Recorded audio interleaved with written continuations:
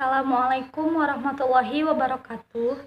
Perkenalkan, nama saya Wanda Ulfa Zakiyah, NIM 3118138 dari kelas 3C Farmasi Stikes BTH Tasikmalaya akan menyampaikan tentang evaluasi granul.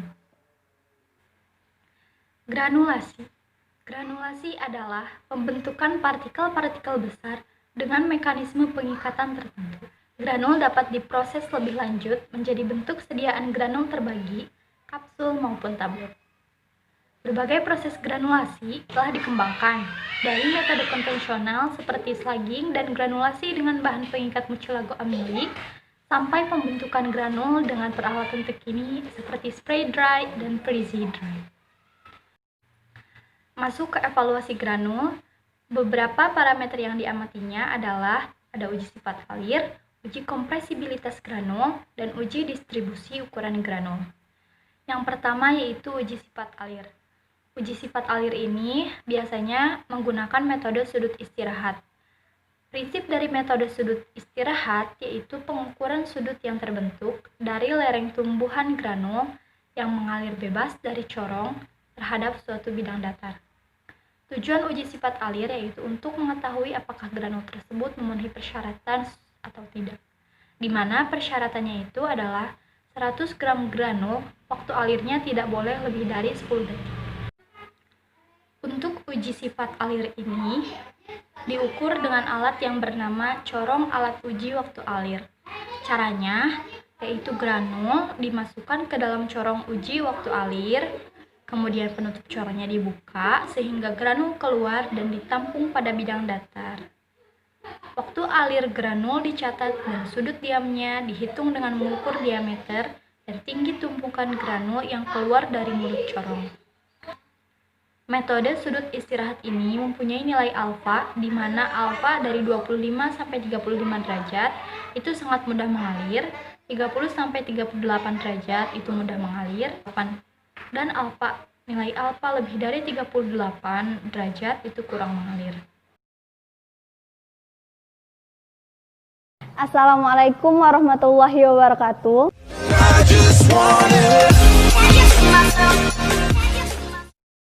Halo teman-teman semua, khususnya mahasiswa farmasi.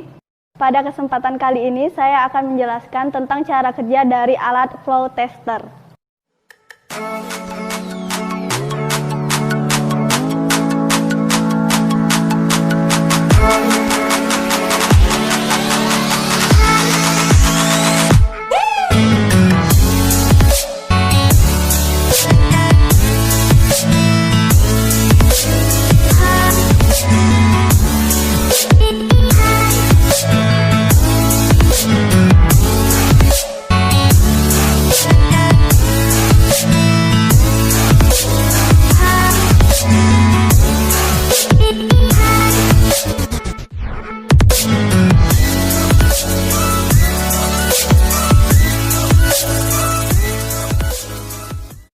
Sebelum memulai kerja dari flow tester ini, alat yang harus dipersiapkan terlebih dahulu itu kertas grafik, kemudian atur tinggi corong dari landasan jatuhnya serbuk granul, kemudian granul siapkan stopwatch, pastikan corong dalam keadaan tertutup, lalu masukkan granul ke dalam corong. Buka, tutup corong bersamaan dengan mulainya stopwatch. Kemudian matikan jika serbuk sudah jatuh. Sifat alir serbuk dikatakan baik jika serbuk jatuh sebanyak 10 gram per 1 detik. Yang kita pakai tadi itu 25 gram dalam waktu 2,08 detik. Jadi cara menghitungnya 25 gram dibagi 2,08 detik, hasilnya itu 12,0. Jadi sifat alir serbuk ini dapat dikatakan baik. Yang kedua, ada uji kompresibilitas granul. Uji ini dilakukan untuk mengetahui sifat alir dan kerapatan dari granul. Caranya yaitu timbang 100 gram yaitu timbang 100 gram granul, kemudian masukkan ke dalam gelas ukur dan dicatat volumenya. Granul dimampatkan sebanyak 500 kali, ketukan dengan alat uji. Kemudian catat volumenya. Uji sebelum dimampatkan yaitu V0 dan volume setelah dimampatkan dengan pengetukan 500 kali itu V lambangnya.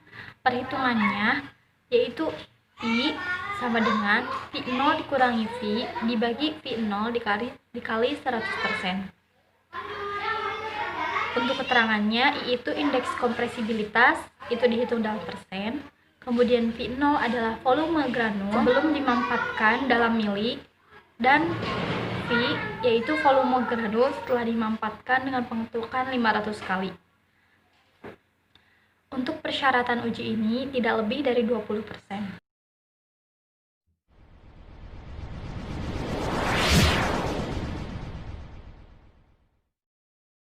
Baik, kita akan melakukan uji kompresibilitas di mana kita menggunakan tap density tester. Pertama-tama, kita pasang gelas ukur pada alat ini.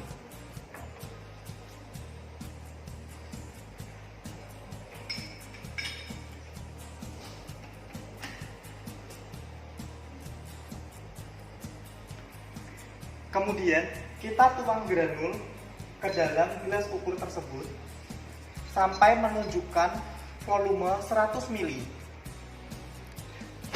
Volume 100 ini merupakan volume ruah di mana menjadi volume awal. Kemudian kita pencet start pada alat. Alat ini akan melakukan pengetapan pada granul sehingga volume granul akan berkurang.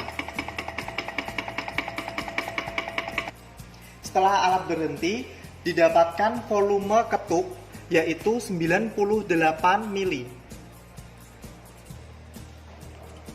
Nah, kemudian setelah selesai, kita masukkan persamaan di mana persen kompresibilitas sama dengan volume ruah dikurangi dengan volume ketuk, kemudian dibagi dengan volume ruah dikali 100%.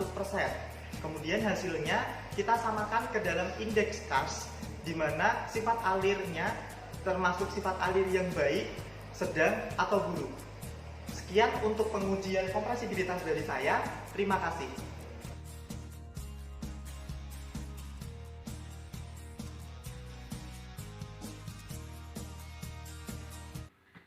Yang ketiga yaitu ada uji distribusi ukuran granul. Evaluasi distribusi ukuran granul dilakukan untuk mengetahui penyebaran ukuran granul. Ini diukur dengan alat yang bernama sieve shaker. Kemudian caranya yaitu dengan memasukkan 100 gram granul dan diletakkan di atas ayakan yang telah tersusun dan ditara. Kemudian mulai dari ayakan mesh 20 sampai dengan ayakan mesh 100 pada alat sieve shaker. Setelah pengujian selesai, masing-masing ayakan ditimbang kembali dan dihitung distribusi granul pada tiap-tiap ayakan dalam persen. W.S. Tyler is the manufacturer of the most dependable and used sieve shaker worldwide. The original Rotap RX29 set the industry standard for consistent and repeatable particle size testing.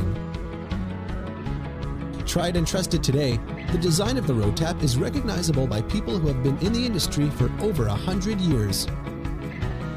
The shaker has a unique two-dimensional operation, a horizontal circular motion at 280 oscillations per minute, and a vertical tapping motion at 150 taps per minute. This allows material particles to separate and seek critical openings in the test media. With a recommended particle size range from 50 millimeters to 20 micron, test sieves are durable enough to separate anything from rocks to fine materials. The RX29 model is designed for testing with 8-inch sieves and can operate with 6 full-height or 13 half-height sieves. Known for its durability and low maintenance, the Rotap is a stationary unit with a digital 99-minute timer clock, accurate to 0.1 seconds. Our sound enclosure cabinet is built exclusively for the Rotap sieve shaker and reduces noise levels from 85 decibels to 78 decibels, while also minimizing dust.